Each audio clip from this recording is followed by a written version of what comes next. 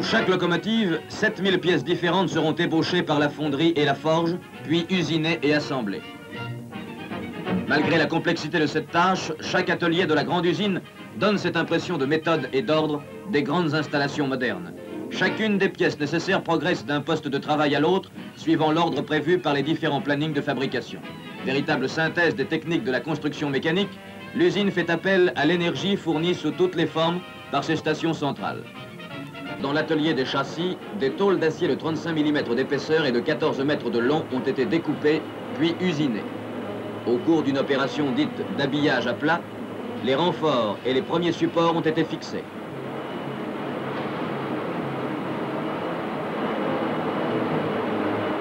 Deux des grandes tôles formeront les longerons du châssis.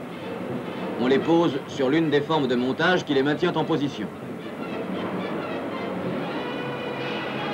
Ainsi s'ajoute une nouvelle unité à la série des châssis déjà en cours.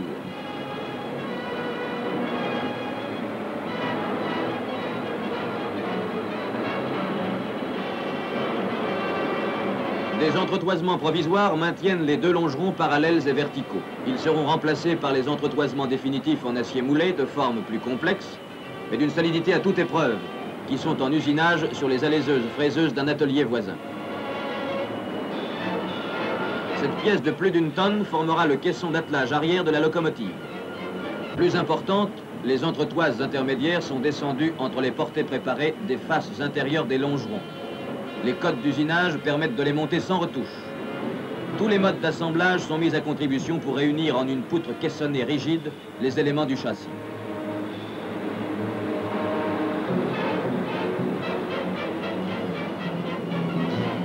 À ce stade de fabrication, l'ensemble de la chaudière pèse près de 26 tonnes et mesure plus de 12 mètres de longueur. Telle une acrobate de haute voltige accrochée par les dents au trapèze volant, l'énorme masse suspendue par le gueulard, porte du foyer, est redressée jusqu'à la verticale par un pont roulant transversal.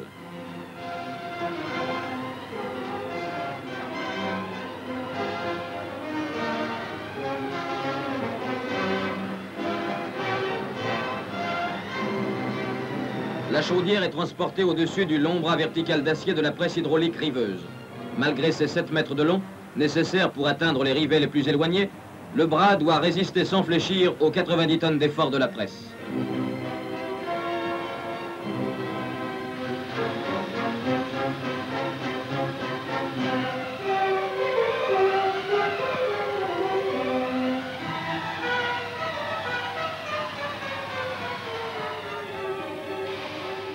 La mise en place du faisceau tubulaire est la dernière des grandes phases de construction des chaudières.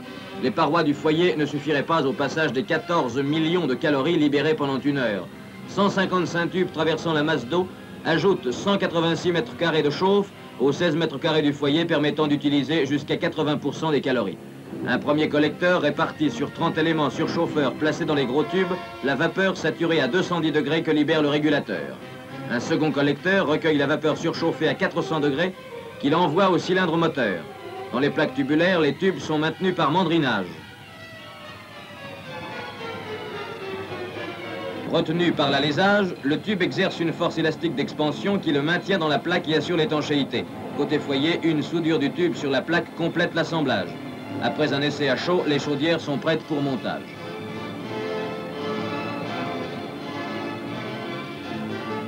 Dans l'atelier des châssis, les dernières opérations de montage ont été terminées en temps voulu. Tôles de tablier, réservoirs de frein, pièces d'attelage et tampons ont complété le châssis. Par manœuvre simultanée, deux ponts roulants dirigent le châssis vers la porte de l'atelier.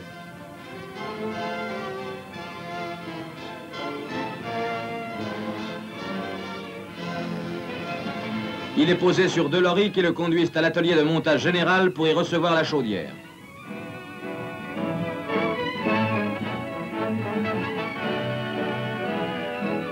Presque simultanément, la chaudière, elle aussi sur deux lorries, fait son entrée dans le hall.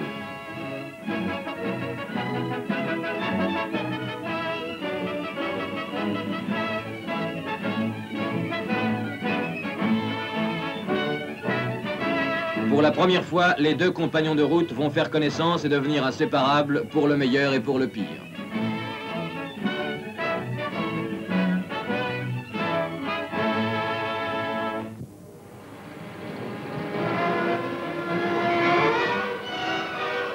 De cette union des deux plus importants ensembles, une nouvelle locomotive de la série est née. Les matelas d'amiante calorifuge déjà posés sont recouverts par les tôles d'enveloppage fixées aux armatures de la chaudière.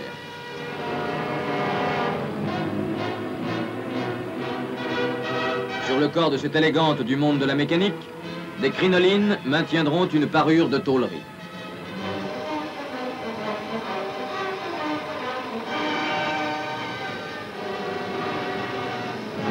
Mais cette élégante appartient à un monde moderne et pratique, où a disparu la classique pelle du chauffeur que remplace le chargeur automatique en cours d'installation.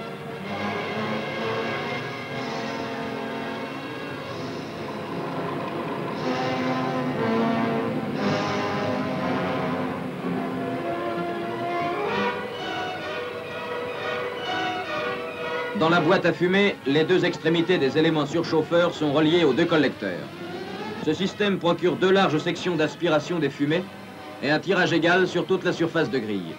Il est un des meilleurs systèmes connus.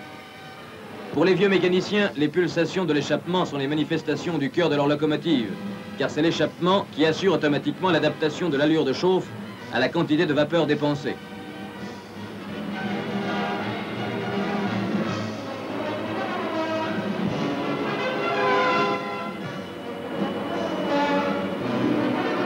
À l'autre extrémité de la locomotive, une équipe d'ouvriers procède au montage des appareils de conduite et de contrôle disposés sur la plaque arrière de chaudière. L'abri destiné à la protection de l'équipage vient compléter une silhouette bien classique de locomotive.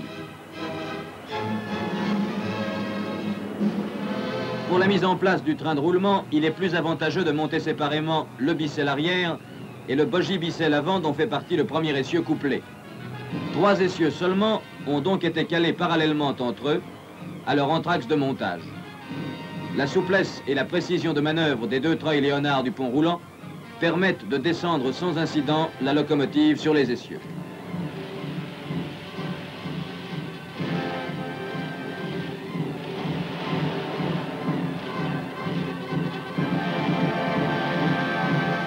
La vérification systématique des jauges à limite et la mesure des états de surface, effectuée au palpeur pneumatique, permettent de réaliser les meilleures conditions de montage et de fonctionnement.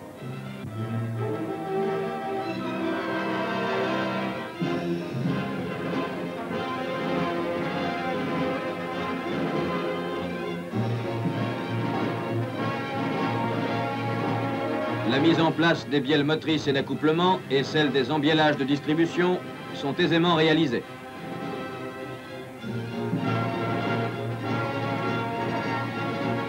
Il ne manque plus à l'appareil moteur que ses pistons, car ce sont eux qui font marcher la machine. Une fourrure provisoire maintient les segments élastiques du piston pour son entrée dans le cylindre.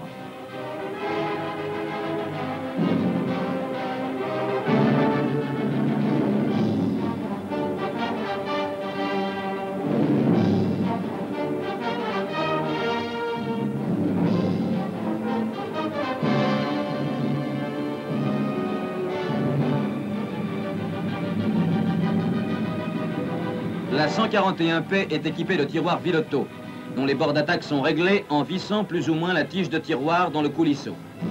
Une étude approfondie a permis d'obtenir les meilleurs diagrammes de puissance en reliant cinématiquement les tiroirs basse pression au mécanisme du cylindre voisin à haute pression. Une seule distribution Walschertz, installée à l'extérieur des embielages moteurs, peut ainsi commander simultanément les tiroirs des deux étapes de pression.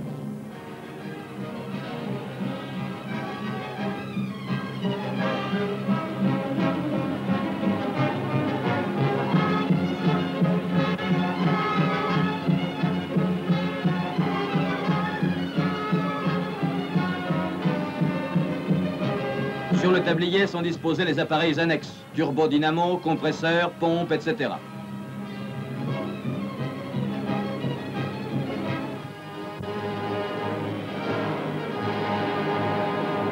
Le bogie bicelle est prêt pour le montage. Suspendu à chaque extrémité au crochet d'un pont roulant, notre locomotive, qui déjà approche des 100 tonnes, va docilement se poser sur la crapaudine centrale du bogie.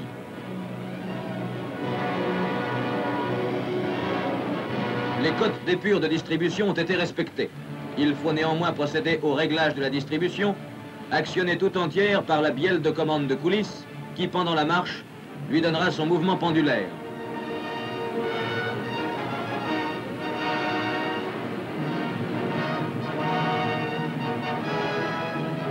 Des galets vireurs, actionnés par l'air comprimé, permettent l'orientation des roues aux positions exactes requises par le réglage.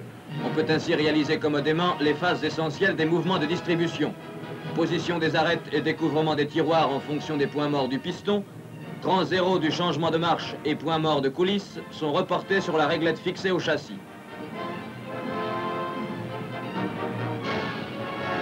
Ces différents points sont ceux qu'a déterminé l'épure de distribution.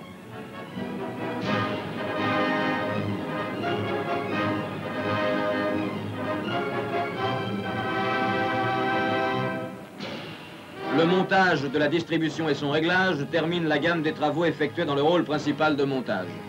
Par-dessus les différentes travées, un pont roulant de 150 tonnes transporte la locomotive jusqu'à la voie de sortie de l'atelier.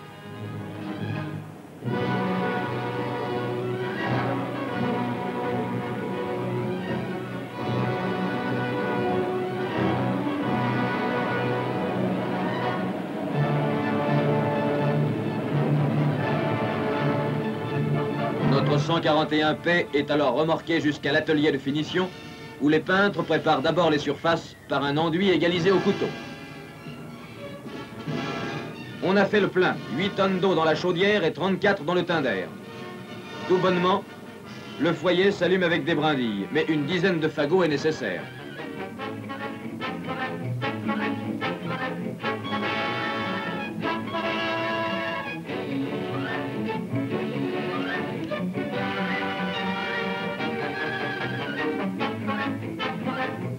Lorsque la pression est suffisante, le moteur à vapeur placé dans le tinder actionne le chargeur mécanique. Le charbon puisé dans la trémie du tinder est amené au foyer par l'ensemble articulé d'une vis d'Archimède tournant dans un conduit. Bientôt la pression atteint les 20 hectopièces prévues au timbre. Pour la première fois sur cette locomotive, le mécanicien ouvre le régulateur et encore un peu timide, la 141P fait ses premiers tours de roue. Au-dessus de nous, c'est un défilé de tous les mécanismes que nous avons vus naître. Cylindres, essieux coudés, essieux droits, cendriers.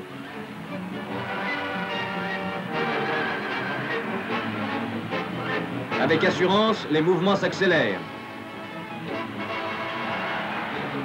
Le tachymètre monte, 30 km à l'heure, puis 40. La 141P goûte le grand air des espaces champêtres. Ce parcours d'essai est une fête.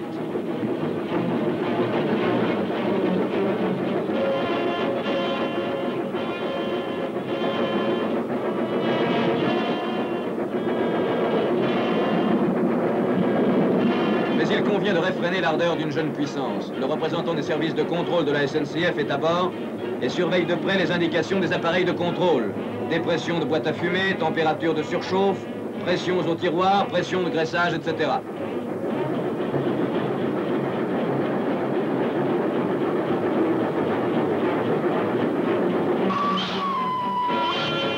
Bientôt paraît la première gare. La première de toutes celles que notre jeune locomotive traversera au cours de sa carrière. Petite gare coquette, elle a su prendre un air de fête pour ce premier accueil. Le printemps, le soleil sont de la partie. Docile, la machine a ralenti et stoppé.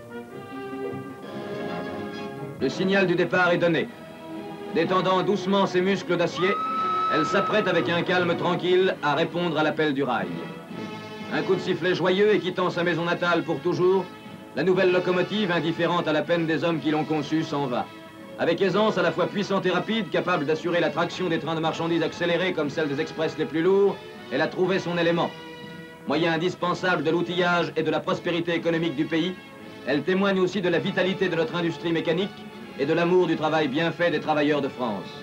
Ainsi se termine la belle histoire, la naissance d'une locomotive.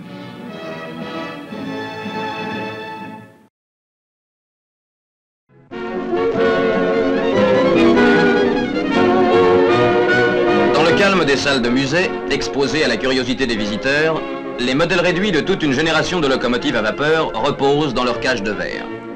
Toutes ces miniatures, petits chefs-d'œuvre de vérité, témoignent de plus d'un siècle de recherche et de calcul pour rendre toujours plus puissantes et plus souples nos locomotives à vapeur, devenues aujourd'hui de véritables pur sang aux solides muscles d'acier, indispensables aux besoins des chemins de fer de notre époque.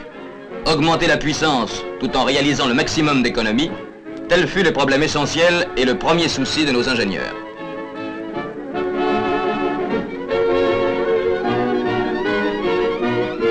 Nous allons jeter un coup d'œil rapide sur quelques échantillons de cette écurie métallique sortie des forges d'un moderne Vulcain.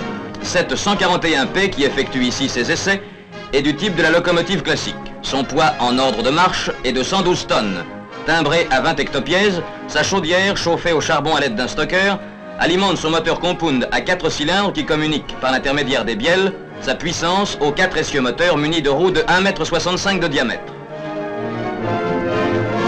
Grâce à sa puissance à la jante de 3300 chevaux, la 141P a permis d'accroître considérablement les charges des trains et leur vitesse en rampe.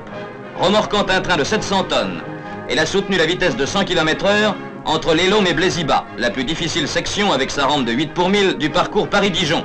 Certaines de ces machines ont effectué des parcours mensuels atteignant 10 600 km.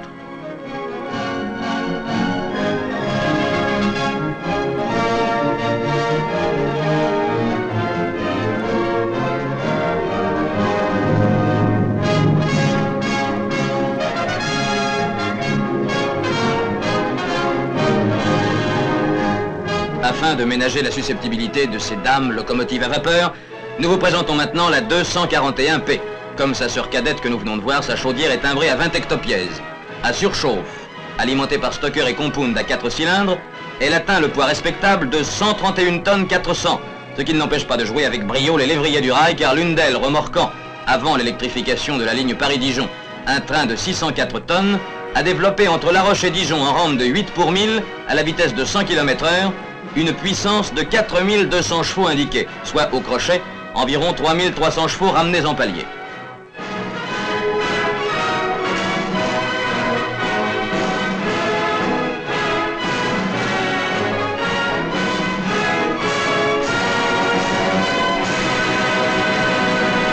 « 232 U1 ».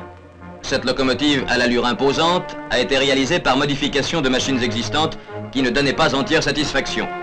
L'aérodynamisme n'y a pas perdu ses droits et la technique la plus osée a imposé ses exigences.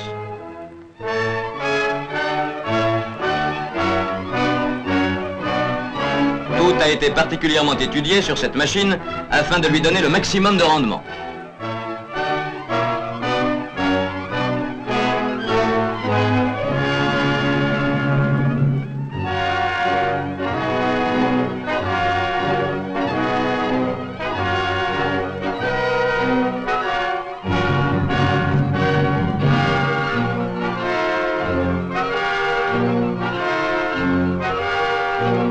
Le graissage par Técalémite assure la lubrification des organes moteurs.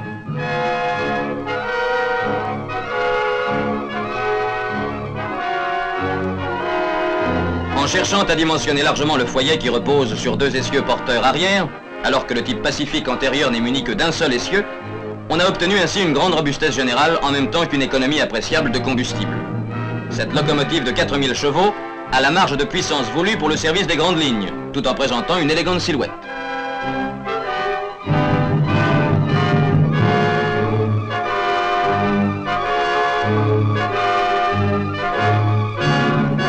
Cette 242A1, qui a gardé son aspect racé et fier de locomotive à vapeur, a été obtenue comme la 232U1 par transformation d'une 241-101 à simple expansion 3 cylindres de l'ex-réseau Ouest.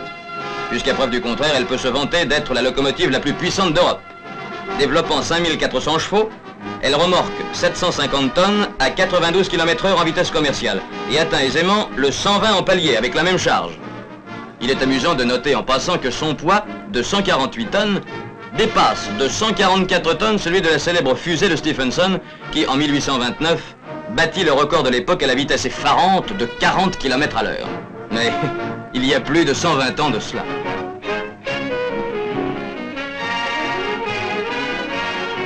Tiens, voilà grand-mère, toujours jeune et pimpante dans sa robe maintenant démodée.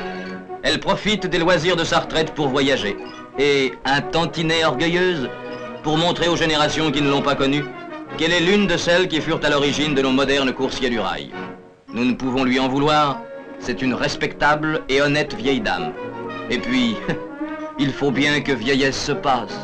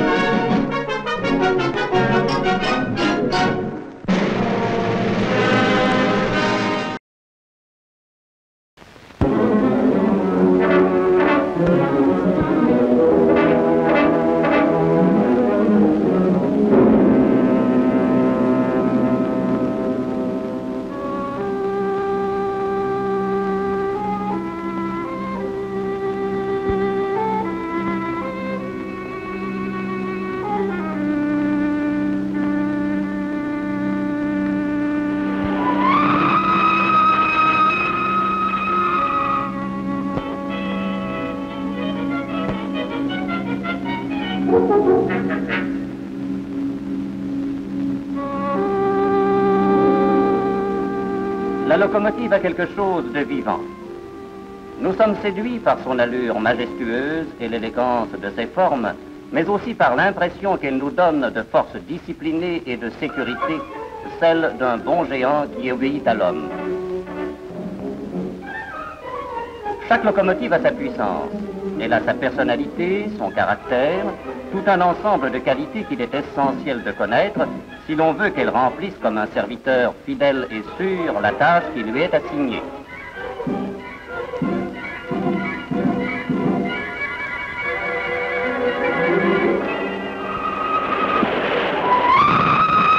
Ces qualités, on les détermine par des essais. Essais au banc et essais en ligne. Commençons par les premiers. Essais au banc. Ici, tandis que la locomotive fonctionne, elle est solidement attachée.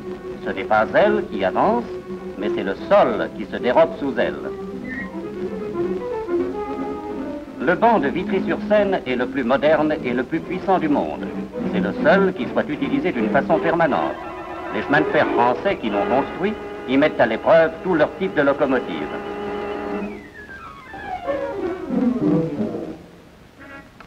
Voyons comment est fait le banc et le principe des essais.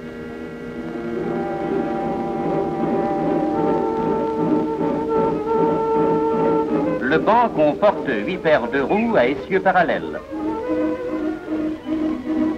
On les appelle des rouleaux.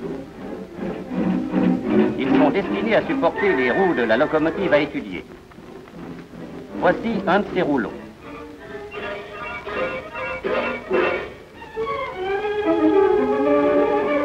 Plaçons-nous de profil, nous voyons mieux ainsi comment la locomotive viendra s'appuyer sur les rouleaux.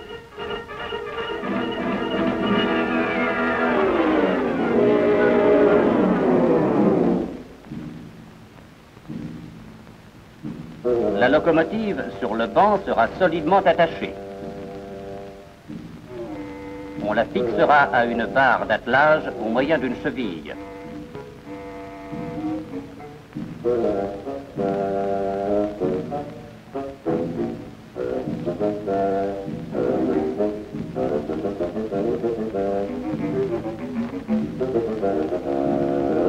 Suivons la barre d'attelage. Nous aboutissons à un appareil dont elle fait partie et sur lequel s'exercera l'effort de traction de la machine à l'essai. C'est le dynamomètre. Il mesurera cet effort. Il est puissamment ancré dans de massives fondations pour supporter l'énorme traction à laquelle il sera soumis.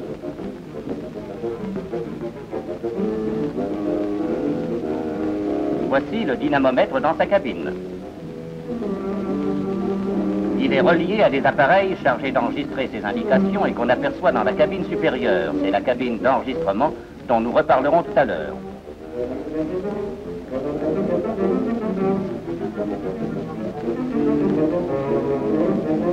Revenons au rouleau.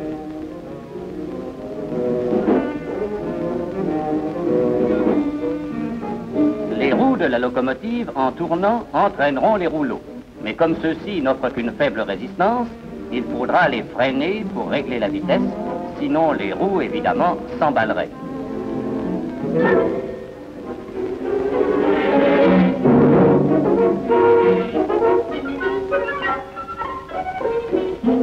Le freinage s'obtient en accouplant à des freins hydrauliques les rouleaux correspondant aux essieux moteurs de la locomotive.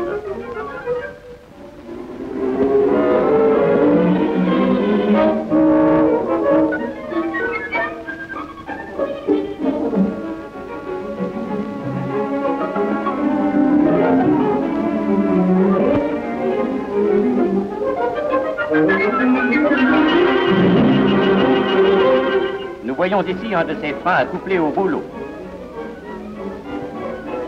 Le banc de Vitry comprend 3 freins sur chacun de ses côtés, ce qui permet d'y essayer des locomotives ayant jusqu'à 6 essieux moteurs. Voyons maintenant comment on procède à un essai. On commence par préparer le banc. Par des commandes mécaniques d'une grande précision, on déplace les rouleaux et les freins accouplés pour les mettre exactement à l'aplomb des roues de la machine à étudier. Le déplacement se fait sur des crémaillères rigoureusement parallèles et s'appuyant sur de profondes fondations. Le banc étant ainsi préparé, la locomotive arrive en reculant sans son tender. Nous allons voir comment elle va venir se placer sur les rouleaux. Ces roues quittent les rails et s'engagent par leur boudin seulement dans les ornières d'une plateforme qui maintiendra la machine au-dessus des rouleaux. La locomotive roule sur la plateforme. Ces roues passent sans les toucher au-dessus des rouleaux.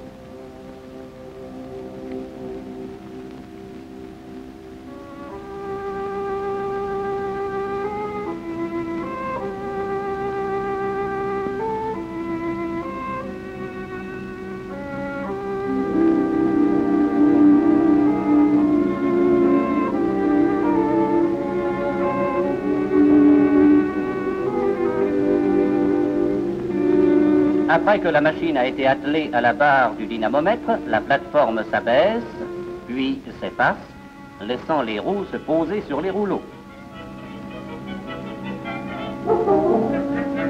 Ce mouvement de descente dure plus de 5 minutes. Nous allons le voir très accéléré.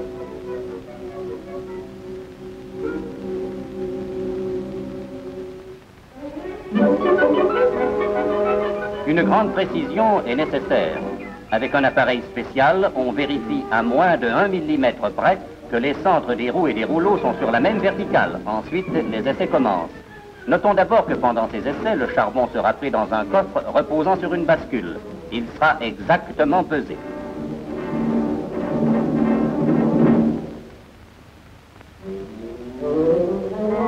De même, l'eau alimentant la chaudière sera fournie par des réservoirs jaugés remplaçant le tender.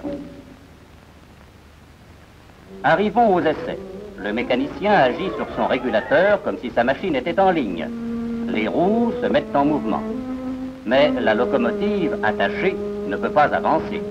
Tout son effort s'exerce sur le dynamomètre tandis qu'elle fait tourner les rouleaux.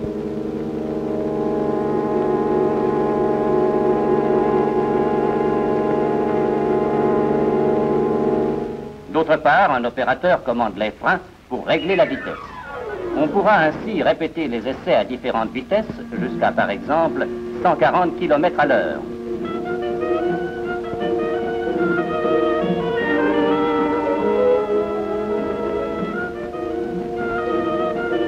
Voyons en passant comment fonctionnent ces freins hydrauliques. Examinons dans une coupe ce qui s'y passe. L'eau contenue dans le frein tourbillonne dans les alvéoles et ces mouvements absorbent de la puissance dans une proportion qu'on peut régler.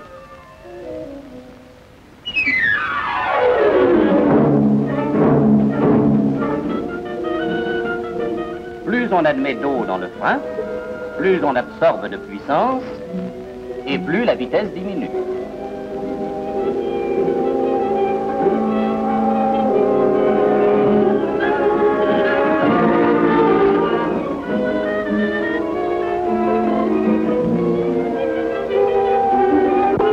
Moins on admet d'eau, moins la résistance est grande et plus la vitesse augmente.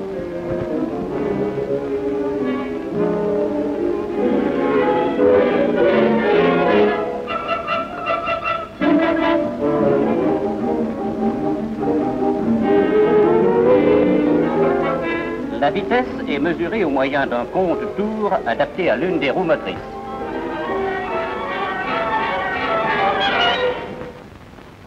Les indications fournies par le dynamomètre et par l'indicateur de vitesse sont transmises à la cabine d'enregistrement.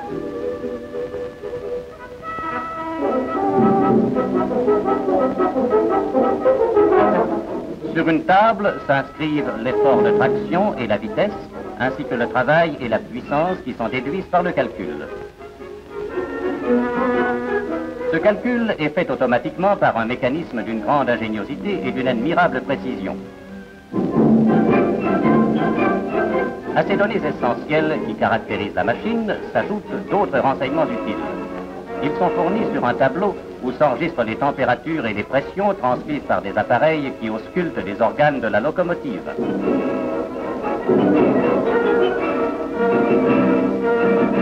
Les essais terminés, la locomotive dételée quitte le banc. Ces essais font connaître les qualités de la machine. Mais la locomotive sur le banc n'est pas dans son élément. quand elle roulera sur des rails et qu'interviendront la résistance de l'air, les chaos de la voie et les intempéries, que deviendront ces qualités? C'est ce qu'il faut étudier par des essais en ligne. Essais en ligne sur un train donné. La locomotive remorque dans des conditions normales un train commercial qui comprend une voiture dynamomètre. Les essais sont conduits comme les précédents, avec cette différence qu'ici la vitesse est variable. Voici le train qui s'en va, remorqué par la locomotive à l'étude. Derrière elle, nous voyons la voiture dynamomètre où s'inscriront les résultats au cours d'un voyage normal.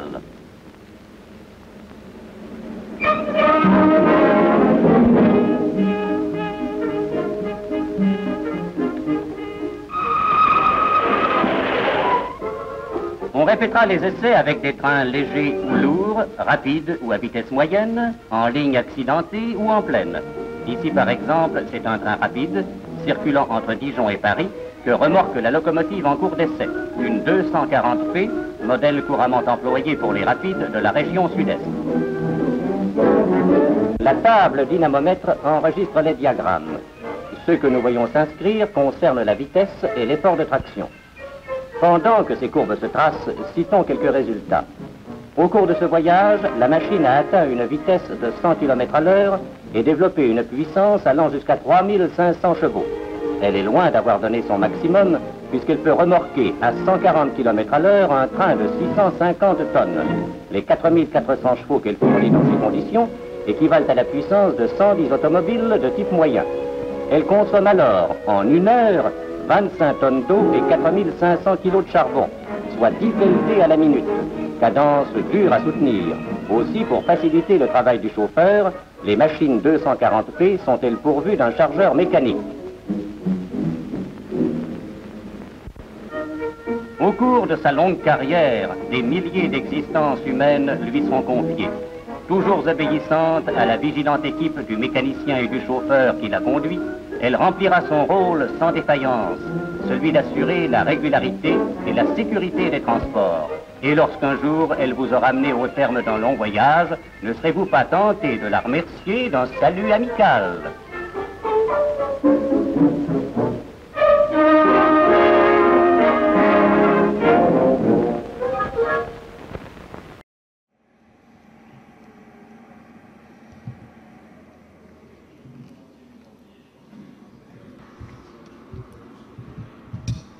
« 19 mai 1908, nous y sommes, regardez bien, Gare Saint-Lazare à Paris, tout le monde est là, tous les directeurs de la Compagnie de l'Ouest, redingote, chapeau de forme, ils sont là pour accueillir la première Pacifique, non pas française, c'est celle du PO, mais c'est celle de la ligne de l'Ouest, c'est celle qui va faire Paris-Rouen, Paris-Cherbourg. Événement tout à fait symbolique.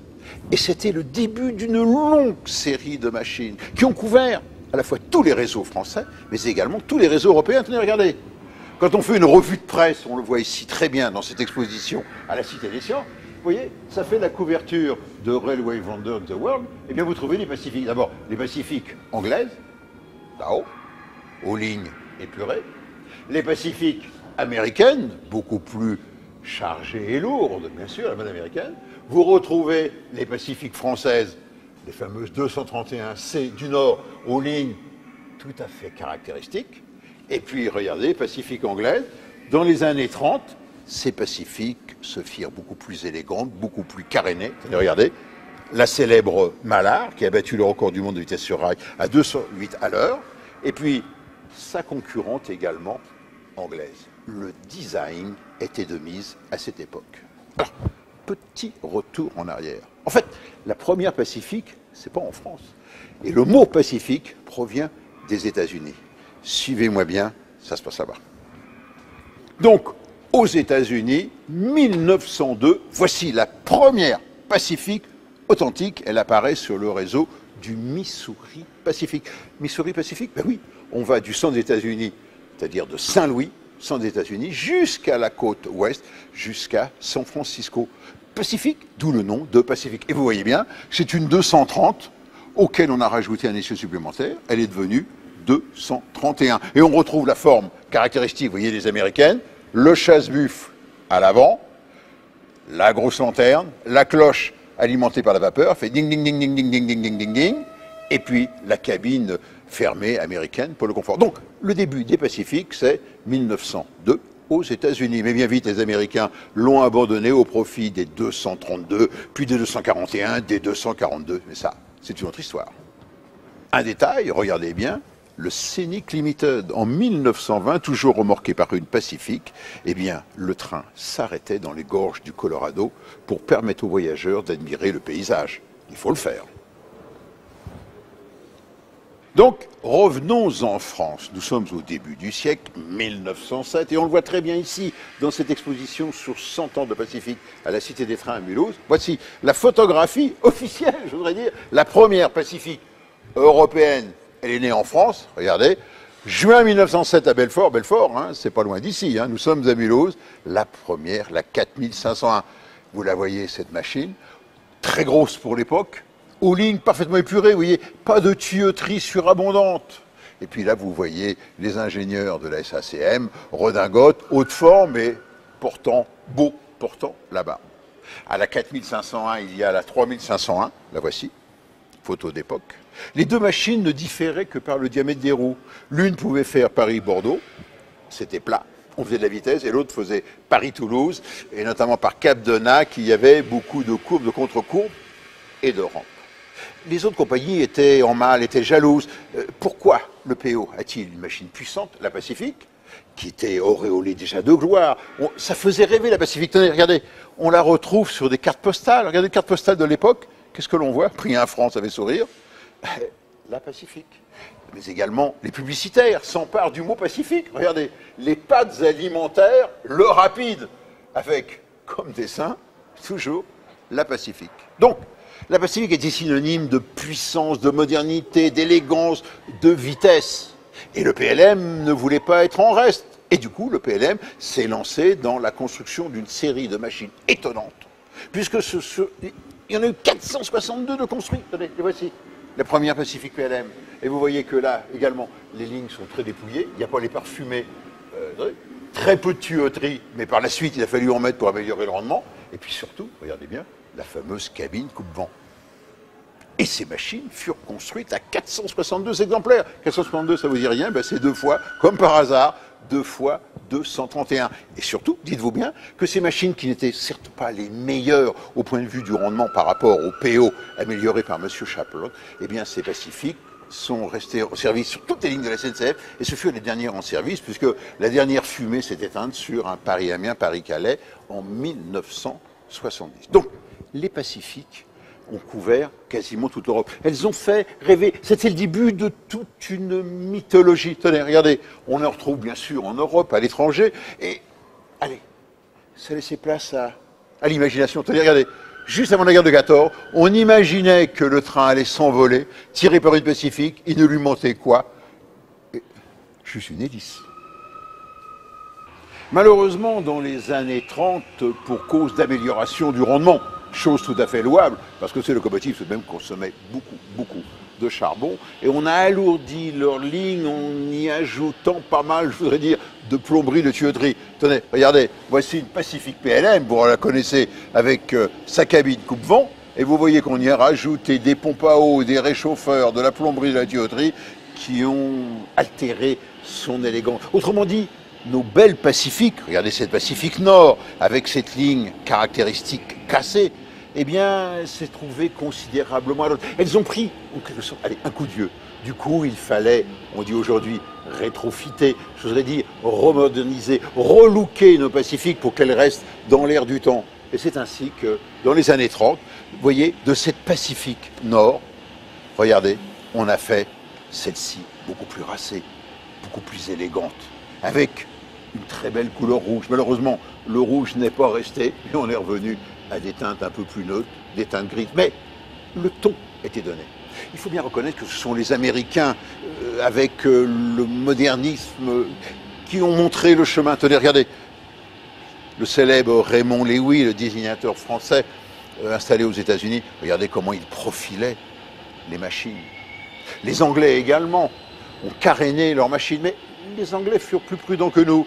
Vous voyez, ils ont toujours laissé le mécanisme apparent. Ils se sont contentés de mettre que des enjoliveurs pour permettre toujours un entretien facile. Parce qu'on pouvait faire des machines belles, mais on le payait aussi quand il fallait démonter tous les enjoliveurs pour pouvoir accéder à la mécanique. Et l'apothéose ayant été, vous vous souvenez de Toray Bugatti avec son design caractéristique, son nez plongeant, eh bien l'apothéose pour moi, c'est en 1935, la magnifique 231 Mallard anglaise, vous voyez, aux lignes complètement dépouillées, avec un avant profilé. Et cette machine, elle a battu le record du monde de vitesse sur rail avec 202 km/h. C'est le record, ça n'a jamais été égalé. Et disons que là, eh bien, c'était le chant du cygne d'une magnifique lignée de machines qui s'est éteinte, je vous le rappelle, en 1970. Mais la machine, elle a inspiré les peintres, les artistes, et on le voit très bien ici, dans cette exposition à la Cité des Trains, et je vous invite absolument à la voir sur 100 ans de Pacifique. Regardez, Reiser, avec beaucoup de talent, a résumé toute la situation. Pour Reiser, Pacifique, oui, 231, mais des machines qui sont nées avant la guerre de 14 et dont l'apothéose a été dans les années 20, 30, c'est-à-dire entre deux guerres. Alors donc pourquoi pas faire une Pacifique qui remorque un canon, la grosse Bertha. Dans les années 1900, la machine de vitesse par excellence était la 221, autrement dit l'Atlantique. Seulement ces machines se sont montrées insuffisantes pour remorquer des trains qui étaient de plus en plus longs, de plus en plus lourds, toujours pour maintenir la même vitesse aux alentours de 120 km/h. D'où l'idée de faire des machines plus grosses, c'est-à-dire, vous voyez, d'allonger la chaudière, le corps de chauffe pour fabriquer plus de gaz, et d'avoir un foyer beaucoup plus important. Et pour maintenir la même charge par essieu, aux alentours de 17-18 tonnes, eh bien, on a rajouté un essieu supplémentaire, et la 220 est devenue une 230. Voilà, 1, 2, 3 essieux moteurs. Ça a donné naissance donc à ce qu'on appelait les ten wheels. D'ailleurs, il y a eu une lignée très célèbre, les fameuses 230K de l'Est, qui sont restées en service très longtemps. Et ces machines étaient capables de remorquer des trains aux alentours de 300 tonnes à 120 km/h. Mais cela ne suffisait pas. La longueur des trains augmentant, les voitures devenant métalliques, la charge étant beaucoup plus forte, avec les rampes, il fallait encore des machines encore plus puissantes. Et là, on est passé à un cran supérieur. Et l'initiateur de la nouveauté, ça a été le fameux PO, le Paris-Orléans, qui a eu l'idée de s'inspirer d'une machine américaine, les premières Pacific. Voilà pourquoi le nom est américain. Et regardez bien, la grande révolution, ça a été celle-là, elle est française. Première Pacific française en 1907. Pacific, pourquoi? Vous voyez, 201, 2, un bogie à l'avant, 3 essieux moteurs, 1, 2, 3, et un essieu porteur, un bicelle à l'arrière. Ainsi est née la 231, avec une chaudière beaucoup plus longue. Et vous voyez surtout un foyer Belpaire, c'est-à-dire un foyer débordant. Regardez bien le foyer. Le foyer n'est plus pris dans les longerons du châssis, mais le foyer déborde du châssis. Ainsi sont nées ces fameuses 231, les 3500 et les 4500. Elles en différenciaient simplement par la taille des roues. Celle-ci avait des roues de 2 mètres, donc était apte, était une coureuse, pouvait rouler beaucoup plus vite. Et le coup d'essai fut un coup de maître, puisque ces machines furent donc en service sur le PO. On les a retrouvées sur Paris-Toulouse, la ligne était très dure, on les a retrouvées également sur Paris-Bordeaux. Seulement, ces machines développaient à peu près 2000 chevaux, étaient capables de remorquer des trains de 400-500 tonnes à 120 km/h. Mais toujours la même règle étant que la charge des trains augmentant pour maintenir des vitesses de l'ordre de 120 km/h, il fallait respecter cette fameuse règle des 3D chère à notre ami Clive Lamy, à savoir pouvoir remorquer 300 tonnes sur 300 km en 3 heures.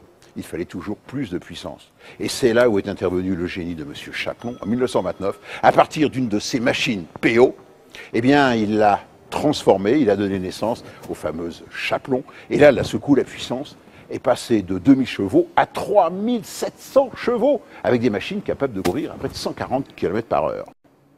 L'aboutissement de toutes ces séries des Pacifiques, vous le voyez derrière moi, ici, à des trains à Mulhouse, cette 231H, disons K, la grande lignée des Pacifiques du PLM dont on va reparler tout à l'heure.